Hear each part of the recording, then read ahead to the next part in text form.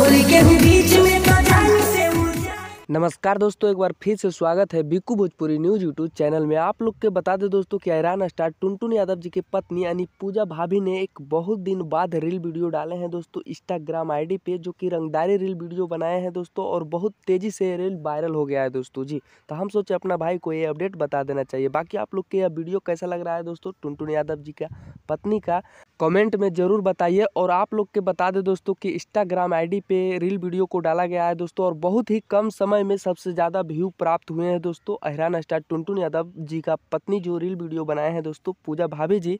तो इस रील पे बता दें दोस्तों कि 5,000 से ज़्यादा लोग शेयर कर दिए हैं दोस्तों, और 1.5 लाख करीब व्यू आ गए हैं दोस्तों जी। तो टुनटुन यादव जी से भी कभी कभी ज़्यादा व्यूज उठा लेते हैं दोस्तों इंस्टाग्राम आईडी पे टुनटुन यादव जी की पत्नी। तो बाकी आप लोग क्या कहना चाहेंगे आप लोग कमेंट में ज़रूर कहिए। और जितने भी टुनटुन यादव जी के फैंस देख रहे हैं इस वीडियो को दबा कर शेयर कर दीजिएगा। यहाँ पे ईरान स्टार टुनटुन यादव जी की न्यूज़ मिलते रहता है दोस्तों। धन्यवाद दोस्तों, फिर मिलेंगे बवाल खबर।